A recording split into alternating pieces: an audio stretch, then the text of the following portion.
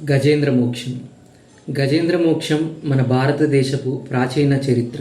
గజేంద్ర మోక్షం మన చిన్నప్పటి నుండి వింటున్న కథే కానీ దానిలో ఉన్న తాత్పర్యం తెలుసుకున్న నాడే ఈ మానవ జీవితం సార్థకమవుతుంది.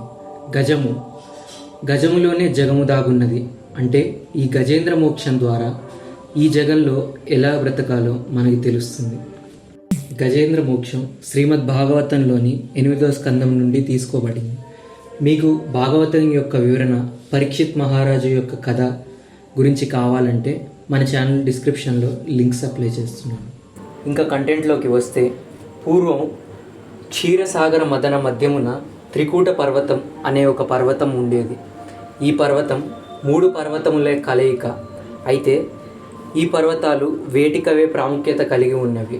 ఎందుకంటే ఒకటి బంగారు శిఖరంతోనూ, మరొకటి వెండితోనూ, మూడవది ఇనుముతోనూ కలిగి ఉండేవి. ఈ పర్వత మధ్యమున ఒక అడవి ఉండేది. ఈ అడవిలో అనేక జీవరాశులు సంచరిస్తూ ఉండేవి. అయితే ప్రతి అడవిలో సింహమే రాజు అయినప్పటికీ ఈ అడవిలో మాత్రం భయానకమైన రూపం కలిగినటువంటి, దృఢమైన దంతాలు కలిగినటువంటి బలమైన మదగజములు నివసిస్తూ ఉండేవి. ఆ గజాల గుంపులో 10 లక్షల భార్యలు కలిగినటువంటి ఒక గజం ఉండేది. ఒకనాడు ఆ ఏనుగు తన భార్యలతో కలిసి అడవిలో విహారం చేయసాగింది. మధ్యాహ్నం అవస్తున్న కొద్దీ ఆ ఏనుగుల గుంపుకు దాహం వేసింది. దగ్గరలో ఎక్కడా సరస్సు లేదు. తాము రోజు చూసే సరస్సు ఇక్కడి నుంచి ఎంతో మైళ్ళు దూరం ఉంది. సరస్సును వెతుక్కుంటూ ఆ ఏనుగుల గుంపు కదలసాగాయి. కొంత దూరం వేచి చూసిన తర్వాత ఒక అందమైన మరియు పెద్ద సరస్సు ఆ ఏనుగుల గుంపుకు కనిపించింది. ఆ గజాల గుంపు సరస్సు దగ్గరకు వెళ్ళసాగాయి. ఒడ్డు నుంచి నించొని నీళ్లు తాగకుండా అమాంతంగా ఆ సరస్సులోకి దూకాయి. సరస్సులో నీళ్లు తాగిన తర్వాత ఆ ఏనుగులు అక్కడ ఆడుకోసాగాయి. ఆడ ఏనుగులు తమ భర్త పైన తామర పువ్వులు చల్లితే, మరికొన్ని ఏనుగులు వాటిపైన పుష్పాలు మరియు ముత్యాలు, పగడాలు వంటివి చల్లాయి. దీంతో ఎంతో సంతోషపడ్డ ఆ మగ ఏనుగు తన తొండం నీటిలోకి పెట్టి ఒక్కసారిగా నీళ్లు మొత్తాన్ని లాగి ఆకాశంలో చిమ్మింది. దీంతో ఆ సరస్సులో ఉన్న చేపలు, మిగిలిన ప్రాణులన్నీ ఆ ఏనుగు తొండంలోకి వెళ్ళి ఒక్కసారిగా గాల్లో సందడిగా ఆ ఏనుగులు అక్కడ సందడి చేస్తుండగా ఆ సరస్సులో ఉన్న ముసలి ఈ ఏనుగు యొక్క అహంకారాన్ని చూసి ఒక్కసారిగా వచ్చి తన కాలుని అదింపట్టి ఒక్కసారిగా తన నోటితో పట్టుకుంది. అంత బలమైన ఏనుగైనప్పటికీ ఆ ముసలి తాటికి తట్టుకోలేక ఒక్కసారిగా కేకలు వేయసాగింది. ఆ అరుపులకు అడవిలో పెను తుఫాను వచ్చినట్లుగా ఉంది. తన చుట్టూ ఉన్న భార్యలు ఆ అవస్థను చూస్తున్నారే కానీ ఏం చేయాలో వాళ్ళకి అర్థం కావట్లేదు.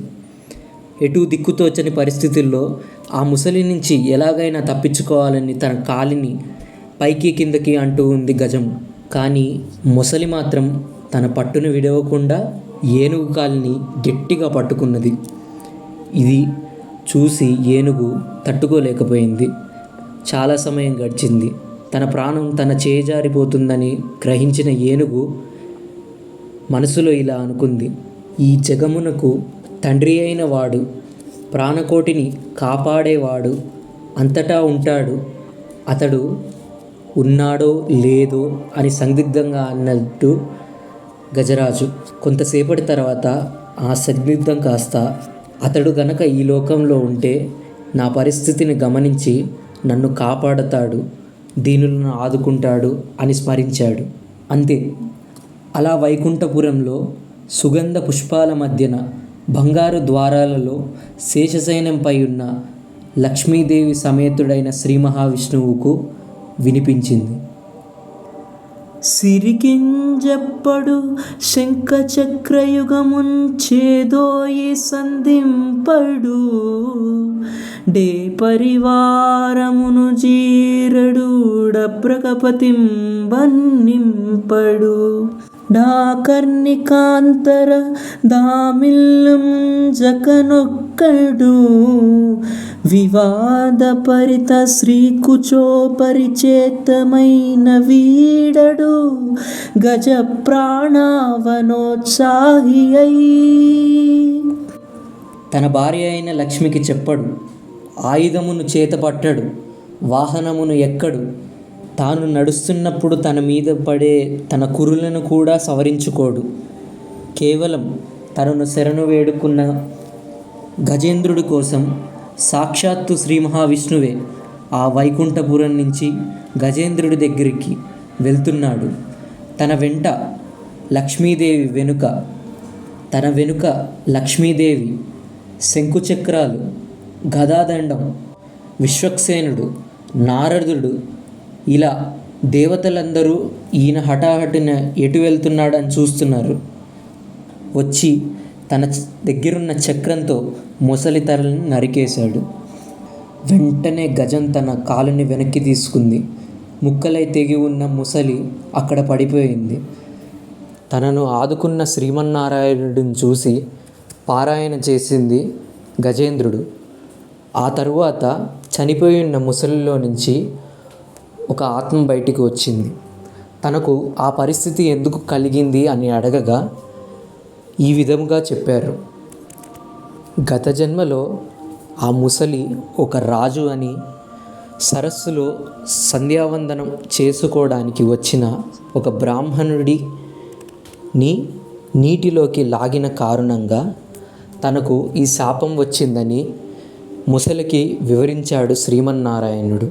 మన మానవ జీవితంలో కూడా కష్టాలు, ఇక్కట్లు, బాధలు అనేవి ముసలిలాగా మనల్ని పట్టుకొని ఉన్నప్పుడు మనం కూడా దేవుణ్ణి నమ్ముకుంటే ఆయన మనల్ని ఆ కష్టాల నుంచి విముక్తి చేస్తాడు అనేది దీనిలోని పరమార్థం. కావున మానవులెల్లరూ కష్టాలు వచ్చినప్పుడు బాధపడకుండా దాన్ని అధిగమించే ప్రయత్నం చేయాలి. సర్వేజన సుఖినో భవంతు.